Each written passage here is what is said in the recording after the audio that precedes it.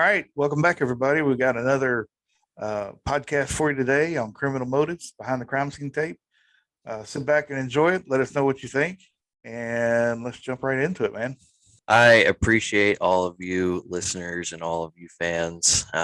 We enjoyed hearing what you have to say and all the encouragement, and everything, and all the ratings. We're very appreciative of that. So today we're going to be talking a little bit more generically, but we're going to be talking about background investigations. A lot of people have to go through these to get certain jobs or do certain things. So we're going to talk about just different security clearances and some of the things that go along with that. So stay Yeah, that'll be tuned. good. What's that? That'll be good. Yeah, yeah, Just yeah, did yeah. one myself. There you go. It happens. A lot of people I got to do still it. wonder how did I make it through that. Oh man. Well, this is gonna be a good one. So tune in. Let's go.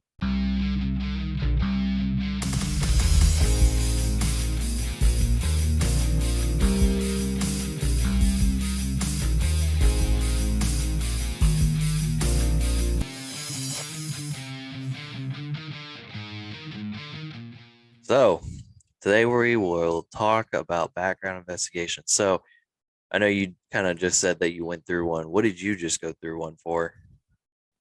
I'm, always looking to better myself, even at 39. Yes, You're yes. always looking to look for something that might be better for you and your family. And a lot of times things come to you that you didn't expect, and sometimes you go looking yourself.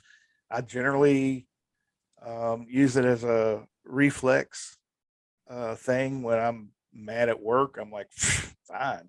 I just start throwing out resumes, to see what's out there. It calms me down, brings me back to reality, and generally that's all it is a stunt. I'm just throwing it Yeah. out there just to see. I don't necessarily want to switch jobs that often or out of anger, but that's usually my trigger. It gets bad or something like that. I'm like, fine, heat up my resume. Let's throw it out. You know, so what can I change to make it better? Maybe everything. you know, And um, now you get to put podcast host on there. yeah, you know what? And I haven't done that yet, so I might need to. Who knows what that'll do? But You might get some interesting offers out of that. and I didn't know you did that for a while, so I'm anxious to hear about it. I have some questions for you, and something that maybe somebody out there has already wondered too. I mean, you gotta realize I'm gonna apply for this job, but boy, I don't know. They do the background, they may throw me right out. So we'll I've got questions when you get to those parts, and we'll Yeah. find out what are you actually looking for. Does my credit report really matter? You know, Yep. so it's important. I know for federal government jobs, credit's a big deal. I don't know why, but the way I look at it, if you've never been arrested, you ought to be good to go. Who cares whether you can spend the dollar the right way or not? Yeah. So the credit part of it, it's funny. We'll definitely get to that because it is important. There is some factors in that matter. So I'll say there's all kinds of different background investigations that can happen. So there's some that are like tailored to certain jobs. There are the federal background checks that are the same across the board. Those are for like if you're going to be hearing something that could be considered secret to national defense or classified to national defense. Those are things that we have to analyze and look for. So I actually have a background check coming up soon, and it's going to be with an agency called the National Background Investigation Bureau, NBIB. And they're the ones that do a lot of, like, they do a lot for the military, they do a lot for the like Raytheon and Northrop and all these companies that deal with um, weapons or any kind of things that could hinder national defense or possibly, could be detrimental to national defense, because if that information was to get out to the wrong people, it could really expose us. So that is why we do these background investigations to, and I'm not saying background investigations are like 100% foolproof. You know, there's been cases where people have defected, or uh, they committed espionage because they were bought, or whatever the case is. But doing a background investigation is definitely a huge step in it. It filters out a lot of people, because we can't just let anybody into the secrets that we have. So that's why that's so crucial. But I'll say, for my agency, whenever somebody applies to be an agent or even work with our agency, they have to go through two background investigations. They go through the national one, the NBIB one, and then the agency itself will have their agents do an investigation of their own. And it kind of, that one goes more for like their character, their work experience, how much time they've been in trouble, things like that. Right. So during my time in my agency, I've done countless numbers of interviews of people for that agency specific background investigation. And we would run those for anybody that applies through our detachment. So like if I'm stationed at a base, let's say like Maxwell in Alabama, if I'm stationed there, somebody else as an agent, and somebody else is stationed there, like let's say they're finance or something, and they want to join OSI, then they come to our detachment, and then we initiate their personal background investigation, and we run that and interview all their friends and their coworkers and family and whatnot. And anybody that's not local, we have to send out the request for to go have people interview them. Okay. So there's a lot of work involved in that one. But it's crucial. We deal with a lot of sensitive information. We deal with a lot of classified information. It's just one of those things where we can't just let anybody in. And so Right. some of those factors, like the credit, since that one's already been brought up, I'll mention that one. Uh, there is a credit check, and then there's some questions about financial decisions, and then we ask your friends and family about your financial decisions. And the reason we do that is because if we have somebody on our team who's liable or susceptible to possibly being financially influenced, like Yeah. blackmailed Okay. Yeah. or personally bought, things like that, that's something we need to know. So it doesn't necessarily disqualify them, but that goes on their record, and that shows throughout, like, hey, this guy, when we did his background check and everything and his credit check, we saw there was a lot of bad decisions there. Their friends and family said that they made some bad financial decisions. So we should not let him or her hold this money, or be in charge of this program involving money, or investigate these fraud claims, or any of that stuff, Okay. or do a lot of work overseas, because there's terrorists and everybody else who will try to offer money to be like, hey, we want to pass through here, here's some money, let us pass through. It's just one of those things, like if they're likely to take that deal, then Right. they shouldn't be in that position. Okay. Well, that makes sense. Yeah. I didn't think of it that way. Um, I just took it as, you file bankruptcy or your credit score is 400. The government don't want you because you're an embarrassment to society or something. I didn't know about that other, so it makes sense. I'll say this very lightly, but there's plenty of embarrassment amongst the people in the government. Well, yeah, I kind of figured that too. I mean, There's plenty of people that have made some mistakes and some bad decisions, that some are exposed, some are not. So and a lot of them they made them after they got the job. So it Yeah, wasn't a predicate to getting turned down for a job. It's not like shooting yourself in the foot before you yeah, walk in the door. So, okay, well, exactly. that works out. Um, Let me ask you about the other questions that are on every stinking application. And do they matter? Do they really, are they there to protect and offer up jobs to people and eliminate jobs for other people? So I'm a white male with no disabilities and no time in the military. I check off all four of those boxes and I can never seem to get a phone call. Is that because I don't fit into a certain category that they're trying to recruit for?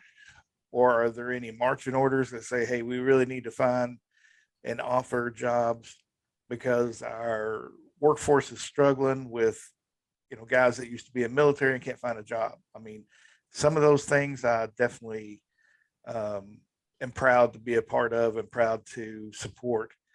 But in some cases, it's like I can't get a phone call, and I think it's because I'm a white male over 50, and I've never been in the military, and I don't have a disability. Should I start checking some of those boxes? Like the older I get, the more disabled I feel. You know, and then my brother says, "Hey, we got American Indian in us. Maybe we should check that box." And I was like, I don't want to get jammed up, and I don't want to take a job away from somebody that's just as deserving. Yeah, But what's all that about? Do you have any insight on that? yeah. So there's, and this is always going to be company specific. There's always going to be certain uh, quotas and certain things that the certain companies are going to try and get. I will say that sometimes companies look for military people first because that's like a protected thing, right? So there's certain advantages to minorities, to veterans, to women, to a lot of people that have been mistreated in the past. Those things have been put in place to try and give them a little bit more advantage, give them a fair And chance. I'm all for that. Yeah, yeah, yeah, Let's yeah, straighten it out. for sure. And so, but there are like certain reasons that people like to recruit people like that. Like for military, if you were prior military and you're a citizen, that automatically means that you have a secret background investigation done. Okay. So you meet those criteria right away, and that company doesn't have to pay to go do a background investigation for you. So Okay. I'll say there's a lot of things in this world, a lot of things that happen, and it all comes down to one thing: Yeah. saving money. So also they some companies will have those things where they can save money. They meet certain grants, they meet certain criteria to get different benefits if they have a certain amount of minorities or women or veterans or any of those. So there are some underlying motivations, but a lot of it is to keep it widespread for the candidate pool. Yeah. Um, but also to there are those other reasons where people are trying to save some money or get some extra benefits or anything like that. Well, usually there's an option at the bottom of each one of those subjects that says I choose not the answer. Yep. Are you hurting yourself or helping yourself by putting that in there, depending on who you are, I guess? If you meet that criteria and you put that answer, you're hurting yourself. If you don't meet that criteria, you're not necessarily hurting yourself, but I would say that you're giving yourself a little bit more wiggle room to get in there because those are some of the things that they can't specifically hire you based on. Those are just Okay. like kind of they help you rack and stack a little bit higher if you have them, but it's not like if you don't meet that or if you meet that, then I'm gonna hire you just because of that. So like when you say I choose not to answer, that's just another form of the Fifth Amendment.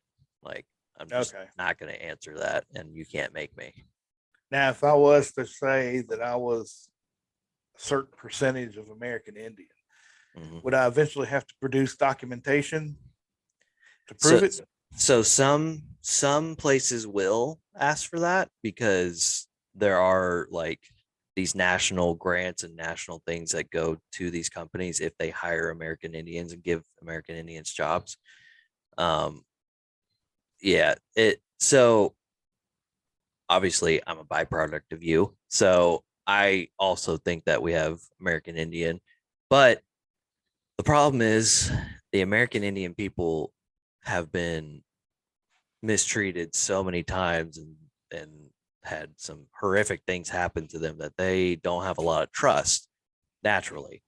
So it's kind of hard to get that one proven when you don't have like a clear line of sight on it. Yeah, so some companies will accept that without documentation. Some companies will need to see it just so they can prove it to other people. So I've marked it a couple times. I marked it when I joined the military actually, and it stuck with me pretty much my whole time. So and they didn't ask for anything. They might know more than I do. I don't know. Tell me some of the crazy things that you've run into on doing a Mm, background check. yep. Maybe relatives. Dope. Yeah. So along with that agency specific background investigation, I actually had the opportunity to do the national one, the one with the NBIB. I had to go to their training for a week. I had to go learn all their stuff, all their systems. And then for 3 months, I went overseas, and that's what I did. I did a lot of those background investigations for them. And the one reason for that is because for them to send one of their agents overseas costs a good amount of money. But because the military already had all the infrastructure already in place, it was easy for them to just send us over there temporarily. It's called a temporary duty or a TDY. So we would go TDY overseas for 3 months, and we just did background investigations all day. And it was a it was an easy job, but because of the backlog, there were so many of them that were just waiting. So we really had to bust down because especially on some of the top secret ones because they were waiting for a really long time on some of these investigations. So while we were over there, um, I I did a good amount, did a handful of them myself, and thankfully, when we did them, they also asked for references. They asked for like friends, coworkers, supervisors, commanders, things like that. So I did a lot of the background investigation there, and then for the friends who weren't there or family that weren't there overseas, we would just send the lead back to somebody saying, "Hey, I need you to go interview this person." And the the form that comes with it, the form that you do for the background investigation, it's called a standard form 86. That's for the military and Department of Defense, and a lot of these companies that goes through NBIB. So they have that form, and it asks you questions on everything, like previous addresses, previous workplaces, did you get fired from those places, all these different things. So some of the things that I heard that were funny were like guy like extremely professional like pilots and these commanders, like you talk to them and you're like, I noticed that you said you got fired at this job. What was it for? And especially the young pilots who have only been in the military for maybe like a year or something like that, they were just like, man, look, I was a college kid. I was just drunk the whole time through college. So they fired me because I was working in the library. I was putting books in the wrong places and just like stupid things like that. Or like, I was just playing a joke on someone and I caught the place on fire. I'm like, how? How do you catch the whole place on fire just because you were playing a joke? And he's just like, well, I was trying to get like a little piece of his shirt on fire with my lighter, but then he turned and it like hit this fiberglass or no, what's it called? The um insulation. It hit like a ton of insulation and all of a sudden the whole place started catching on fire. I was like, oh my gosh, like that's ridiculous. And what if he hadn't put that on there? And so if he didn't put that on there, but then people reached out, so like if I reached out to an employer or if one of the NBIB agents reached out to an employer and said, hey, I noticed he worked here. How did he do? What happened? And they're like, oh, we fired him because he caught the whole place on fire. But then he didn't disclose that. That's an issue. I just think when it's that far back and you're that young, you could probably leave it out. Um, but do you all have a mechanism that tells you if they're being truthful about where they worked in the past, or do you just rely solely on what they wrote in their paperwork? There's not really like there, we don't put like polygraphs on people. Now that is a part of some background investigations. You got to do a polygraph, but the ones that I was running, we didn't do polygraph.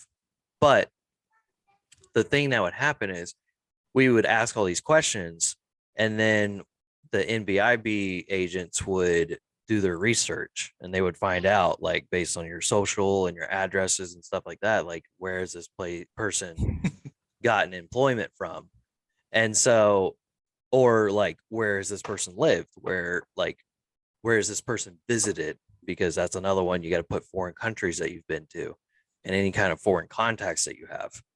And there's a ton of questions and they research all of them. But if they come to find out that you had something or that you disclose something that isn't exactly true, that's when it comes up as like it's like a red flag. So then that was another part of her job. We would get the red flag notifications and we'd have to go talk to them and say like, hey, I'm talking to you because there's some inconsistencies in your background investigation and we need to get to the bottom of it. And so that's kind of like their chance to come clean about it. And if they don't, then like 99% it will not go through. They will not get their background investigation. And then people like pilots and Intel, if they can't clear a background investigation, they can't do their job. So Right. they get taken out of their job and put into something else really quick. I know I had a job after I graduated college, so I had a degree, and I was trying to keep bills afloat while I was going through the academy. And a friend of mine said, "Hey, man, there's a honeybee factory up the road. You got to go check it out." And I'm like terrified of bees, so they said, "Well, the honey part is what we, you know, need people at." So I walk in, get a job, and my job at this factory, and it was a small factory, wasn't advanced at all. Yeah. I had to screw on lids to jars full of honey at a pace. Like, the jars are coming down the line. You got to screw these two-piece lids on it, the ball jar type things. Yep. Yep. And I was terrible at it. He said, no, it's just a rhythm you got to get into. You just spin it on. And I had honey going everywhere. I had jars backing up. I had all kinds of problems going on. And I showed up for work every day, made a big mess every day, but I was reliable. And the boss pulled me to the side. He gave me like $200, said, I need you to go away. He said, you don't understand. You have a college degree. This job is for hammerheads. Just go away. You're way too educated. I looked at him. I thought, I'm either way too educated or I'm just dumber than a hammerhead. So one or the other.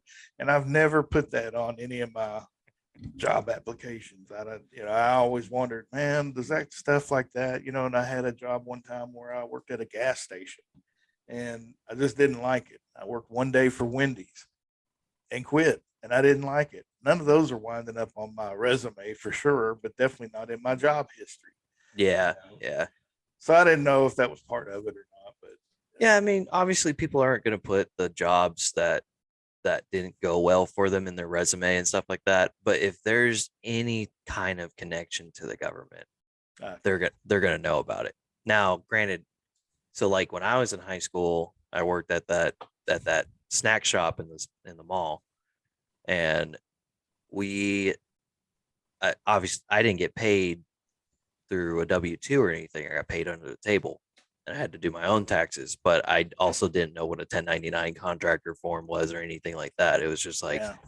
here's your here's your money because you're a high school kid. Go Yeah. on. And so I was like, yeah, that's fine. I don't care. Um, I disclosed that to the government. They know about that, just so everybody's aware. But the the thing is, they're not going to know that that was a job I had because there was Yeah. no kind of like connection that they could find that out unless they happen to know through interviewing people. Like if they interviewed one of my friends and said, "Where has he worked?" and they're like, "Oh, you know, he did work at a snack shop one time." And they're like, "Oh, a snack shop. Interesting. Tell me more about it." And then they give them all the information. And then the friend's just like, "Yeah, I'm just telling them what I know. I don't really know like anything. I didn't know that you didn't put that on there." That's another way that we find connections is through talking to people. Yeah. So I'll say this: the biggest thing is you have to be truthful. You have to tell the truth on your background check to pass it. Like I said, the credit check, the bad history, those things are not automatic disqualifiers. Lying or not disclosing the truth, that is 100% a disqualifier. They'll shoot your application down real quick for that. Well, if I was to be critical of the process, and they do put that line at the end that you've truthfully answered all the questions and blah blah blah, Mm-hmm. they ought to put down a disclaimer as best as you can remember, because where most jobs only care about the last 10 years, there are some jobs that will say, we need to know everywhere you've lived without any gaps, every job you've had without any gaps. Yeah. And there ought to be a line that says, to the man, to the best of my memory, good grief, who keeps track of that stuff? So, Well, there is some leeway in that. So it's called oversight, where you forgot to put something, where they research something, find something out, and then they're like, "Hey, let's talk about this." And if you're just like, "Oh, you know what? I forgot about that. I'm sorry," and then they just put it all through. Here's a great example of some oversight, though. When I was working at one of my jobs, which you'll know which one I'm talking about because really the only job I had in high school that I did for a while. Anyways, when I was working there, I I only got written up, quote unquote, once, and it was for not doing the upsell procedures on whatever I was selling. And that was the only one I know of. That's the only one I signed for. That's the only one I was like, yep, I got it. I know I made that mistake, blah, blah, blah. Well, when I did my top secret background investigation, they came back to me and said, "Hey, let's talk about some of your disciplinary actions that happened at this job." And I was like, "Yeah, sure, absolutely. I had one for not doing this. I corrected it, and it never happened again." And they're like, "Yeah, that's not what we show." And I was like, "I have no idea what you're talking about." So they said that they called one of those managers, and one of those managers was like, "Yep, on his file, he had like 56 write ups." what? And I was like, "What are you talking about? I have no idea." Man, I'd have probably took a search warrant and made a visit on these jokers like in a hurry. Yeah. So they reported that I got wrote up 56 times when they got interviewed. And so when they asked me about it, I was like, "I have no idea." And so then she thankfully this agent asked the right questions to the manager. So this agent asked the right questions to my previous manager, and she was like, okay, so why was he written up so many times? And then she explained the process. Well, here at this company, we can have write-ups that are unaware of, that the person is unaware of. And it's just our personal way. It's just our secret way. I'll just say it like it is. It was their secret way of writing somebody up and having a track record to be able to fire them easily if they needed to. Thankfully, at the time, I I guess I was needed enough to where they didn't use that against me. But that was on my record there at that company. And so when they brought it to me in the investigation, the background investigation, I was like, yeah, I had no idea. I never heard that. I never knew that. And they were like, well, thankfully I found that out. And so now they did this. And I was like, man, that is so wild. I can't believe that happened. You wait. Yeah, man. Along with that, some of the now going back to some of the other people, there were people that did background investigations. There's also been some examples where I saw that people tried to use that as their excuse, but it wasn't accurate. So there was a red flag notification that came in for one of our pilots, and the pilot came in, and I actually didn't do this interview. It was my buddy. So he came in, and my buddy was like, "Hey, I wanted to talk to you about your time in ROTC at college." And so he was just like, okay, sure. And he was like, all right, tell me about your time in college because we talked to this, and this. So my friend who was interviewing said name dropped all the pilot's friends that they had talked to. And he was just like, okay, when I was in ROTC and being paid by the Air Force to be there, I did mushrooms and acid while in college with my buddies. And so he dropped that line, and my buddy's just like, Yeah. What? so so they had to go through and he had to go through get all the information. He sends it up, and they're like, well, he was truthful and forthcoming. Yeah. So we're gonna push this through and see how it goes. And we were all just like, there's no way. There's no way that they're pushing this through right now. So they did push it through, but then they came to the conclusion that it's it's not gonna go through. It's not gonna fully go through at least. So what happened is that pilot lost his security clearance, and then because on the initial one he said that it didn't happen, like none of that happened. So then they caught him because he admitted to it, Right. and then his buddies that he talked about as well, they also got the hammer. So that was that was an example of like trying to use oversight, and it didn't really work because he was just like, oh no, they caught me, I gotta say it, blah. I had a case one time where I was being asked to look into it for I don't know what reason, but I guess maybe just some direction.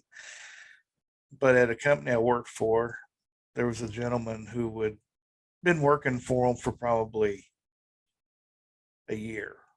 Mm. And one day somebody noticed an ankle monitor, and it was in a position that generally ankle monitor type cases, um, people that had them didn't qualify for the position. So they got to looking into the background of it a little bit, and they said, "This is so unusual, so bizarre." He said, in his application, he put down his address for the last 10 years, the same address. Have you ever been, have you been arrested or convicted of a felony in the last 10 years? He put no, and that was accurate. Turned out the guy was in prison. He gave the correct address. The last 10 years was the prison address. He had not committed or been convicted of a felony in the last 10 years because he was sentenced to 20 years for a manslaughter charge. Jeez. He answered everything correctly and truthfully. And because he'd been in there for so long, his, with whatever background service they were using, He had no credit deficiencies. He had nobody chasing him. He had no, I mean, he had nothing. He had a clean record. He looked like a model citizen, but he was serving his time for manslaughter and was set to get out of prison. Within a few months of filling out the application, wanted a job and got the job. Solid address, hadn't moved, hadn't done anything. And they hired him. And he'd been there a year before they figured out what was going on. Now, I know that they didn't just come up and fire him because I think there were so many legal issues with the whole process that it ended up on the hands of one of our attorneys to sort through it. And honestly, if he did it all right and he's been with them a year already and there's not been an issue, I don't know that the smart thing would have been to let him go because he Right. didn't deceive anybody. He didn't, I mean, he spoke the truth on every aspect and got the job based on that. It's not his fault that the background system, and I'm sure there are several types of background checks you can do and several search engines connected to different background checks that companies might use. Some Right. of them more scrutiny, have more scrutiny than others. But the one they used did not declare, did not find out that he was, and nobody asked him, well, you've been in one place for the last 10 years. Where you been? Prison? Because it's not a thing that could happen. I mean, somebody could actually live someplace for 10 years Right. without moving. So I don't know how it all turned out, but I told them, give it to the attorneys because I don't think they have a leg to stand on. The guy's a good employee. He answered everything. He did everything about his part. He did right. Yeah. I say, let him have it, let him keep his job. So, but I don't know what happened, but it was just unusual. Right. Yeah. Some of the smaller investigations won't have like the detailed question because there are some questions in some of the more expansive ones that are like, are you currently serving a sentence? Are you doing this? Are you currently on probation? Are you, and it'll ask all these questions. So, um, I yeah, think in the interest of manpower reduction, it went through the system, it hit all the boxes and spit it out saying good candidate hiring. That yeah, nobody, I'm sure nobody ever asked him anything. He was given a hire date and a date to show up for orientation, and bada bing, there he goes. yep, yep, for sure. I mean, that happens. It is what it is, and there's not really like they shouldn't. Of course, depending on the position, uh, you can't really discriminate if you've been convicted because everybody gets a second chance. Once they serve their sentence, then they're done. They should have a second chance at life and to do things. Now there are certain things that they shouldn't be able to do, but there should be things that they should be able to do for sure. Yeah, and this guy, um, this company had positions that dealt with airport secure identification display areas, SIDA, they call it. But there's also general labors mixed in with it too, Yeah. and different things. So unless he tried to apply for a SIDA badge or some other ground security coordinator position, it probably wouldn't come up for general labor or loader or something along that line. Yeah. That's probably how it happened. And, I don't know. It was just unique. That's for sure. And I sided with the guy. I was like, man, the guy, it's hard enough to find a position with a criminal record. So all for it. Oh yeah. Yeah, yeah, yeah. I mean, that's an interesting one. I don't know the legal ramifications or the anything like that, but yeah, if he's already been there for a year, no issues. I don't know. It's one of I those think as things. long as he doesn't try to get a position that requires a clean background in, criminal or whatever, he'll be fine. You know, Right. he's obviously not going to be TSA. You know, Yeah. So, as far as we know. yeah. All right, man. Well, good stuff. Answered a bunch of my questions. Yeah, man. There's a lot to it. Well, I know when I first started out, I wanted to be in highway patrol. They had the best cars, the newest cars, fastest cars, and they were just the top shelf. You got the The hat. state police. And you know, they, for the most part, everybody works hard, and you can't really slight anybody's position. But I could have done with just working wrecks and writing tickets. You know, Yeah. could have been easier, especially with that equipment. But the guy that came to talk to us about it said it was going to take 9 months to do the background check, and then another 6 months in the academy. It's like a year and a half. I'm like, dude, I ain't got a year and a half. I want to go now. Give me my badge, my car. Let me go. Yeah. And so I ended up not pursuing the state police route and wound up doing local. Yeah.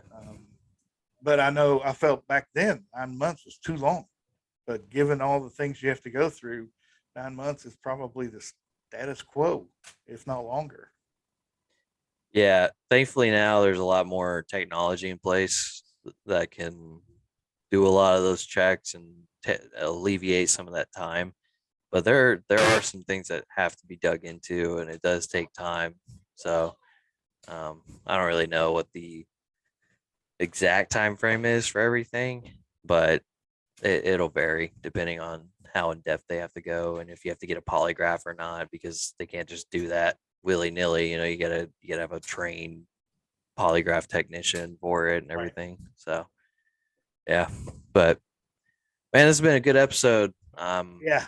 I'm glad we were able to talk about this one, and definitely want to hear about some experiences, maybe some issues, anything that anybody's gone through with background investigations. Would love to hear if you've run them before, any of your funny or interesting stories that come along with that. Uh, just send it to our email. You can comment. You can send us a DM on Instagram or Facebook. That's where we get a lot of ours. And yeah, we're looking forward to hearing from you guys, and we appreciate all the support and all the feedback that you guys give us, and we're just grateful. So, you, Absolutely. you got anything to add on before we leave? No, absolutely. Good conversation. Glad to explore some of these things. I'm sure others have differing kinds of stories, and if you like, share some of your concerns that you've had in the past, or some funny things that happened to you as well. But yeah, good conversation. Good job. Yep. Appreciate it. Yep. All right. Well, we'll catch you guys next week. All right. Take care, man. Have a good Yeah. week, everybody.